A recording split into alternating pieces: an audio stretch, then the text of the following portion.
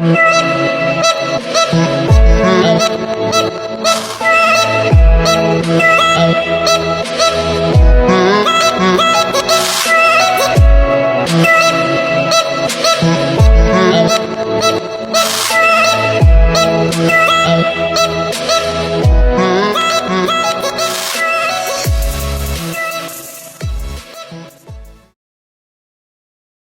akan dapat lihat jarak yang sebenar adalah seperti dari atas ke bawah.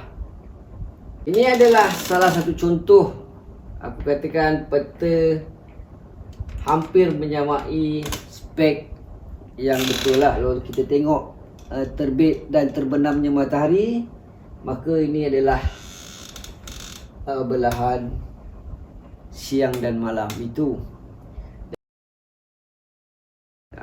Kalau nak melakukan penempatan itu, memang aku rasa walaupun ada perumahan di kawasan situ, tapi bukanlah perumahan tetap, hanya sekadar penginapan saja.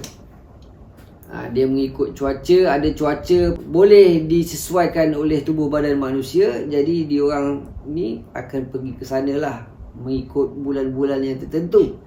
Dan setelah mengalami pertukaran cuaca, maka berundurlah mereka dan tiada seorang pun di kawasan tersebut. Ini adalah lingkaran yang kedua daripada bumi yang dikatakan Jabal Qaf. Tapi jaraknya untuk ke sana mengambil masa 500 tahun perjalanan. Bagaimanakah pengiraan 500 tahun perjalanan itu? Wallahualam, aku tak pasti cara pengiraannya, tapi itulah yang dikatakan Raja Iskandar Zulkarnain dan juga sabda kepada Nabi Muhammad SAW.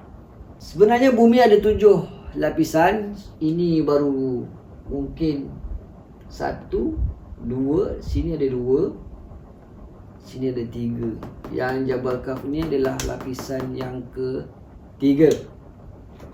Kalau tak silap akulah, mengikut lingkaran dia. Kita menggunakan peta flat earth ini bukanlah bermakna kita harus mengakui bumi ini adalah datar.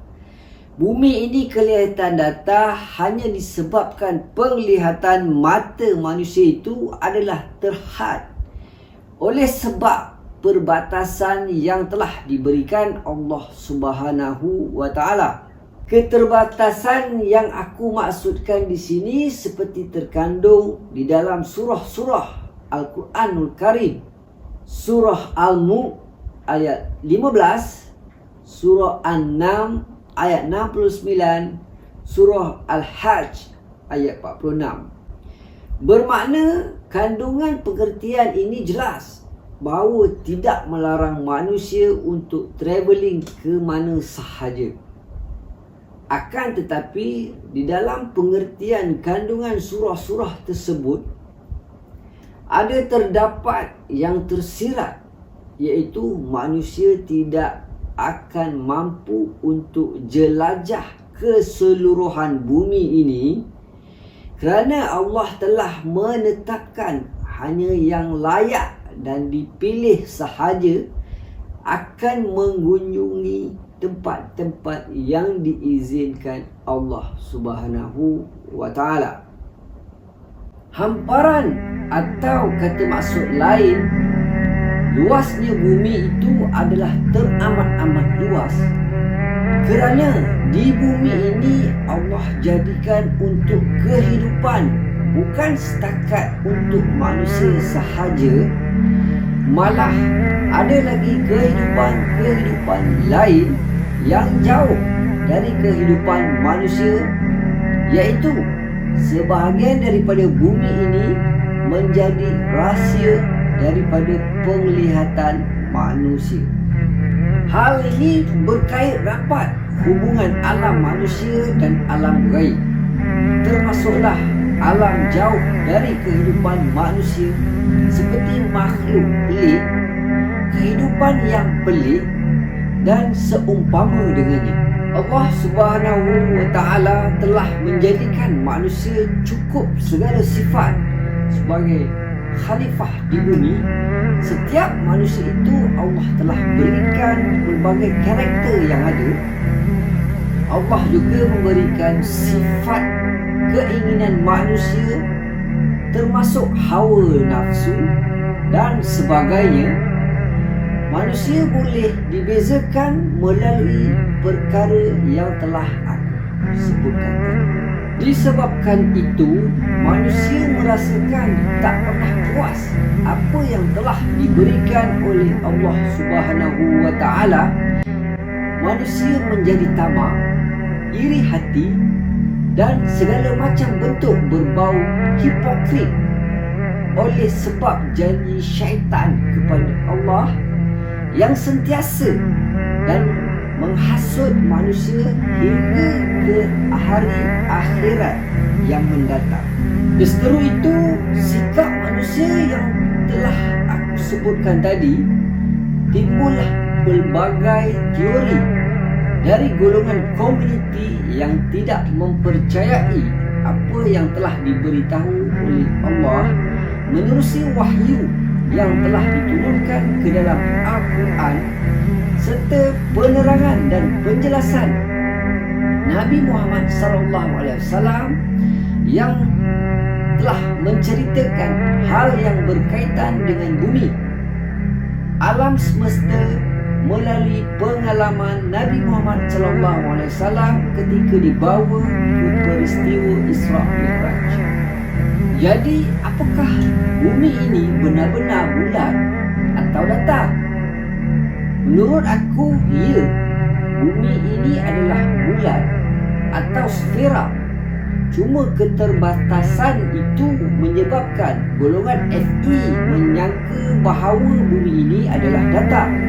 Mereka lupa apa yang mereka lihat itu adalah pandangan terbatas sahaja dan menyangkakan bahawa bumi ini datar. Sebagai contoh, kita berada di tempat kita berdiri sekarang ini. Kita di bandaraya KL. Contohnya, adakah kita mampu melihat keseluruhan KL? Tidak. Kita hanya mampu lihat berhampiran sahaja. Cuma kita tahu di balik KL ada jalan-jalan yang boleh pergi ke sekian-sekian tempat. Contoh kedua, adakah kita di Selangor kita boleh lihat keseluruhan negeri Selangor? Pun tidak. Kita pergi tinggi sikit. Mungkin itu jarak yang paling bawah. Jadi kita pergi tinggi sikit. Kita di kondo tingkat paling atas, iaitu di rooftop, kondo di Ampang misalnya. Adakah kita mampu untuk melihat dari Ampang ke Shah Alam? Pun tidak. Kita tahu saja, oh, di sebelah sana ikut jalan-jalan ini adalah laluan ke Shah Alam. Maksudnya apa? Maksudnya terbataslah. Kita tahu jalan-jalan itu sebab pengalaman bahawa kita pernah lalu di jalan-jalan tersebut. Jadi disebabkan itu kita tahu. Untuk kita nampak Shah Alam amat jauh sekali. Contoh ketiga, kita di Selangor, adakah kita boleh lihat Johor, Singapura, Kedah, Siam atau Indonesia? Lagilah takkan. Yang Shah Alam pun tak nampak, apatah lagi melihat negara-negara lain.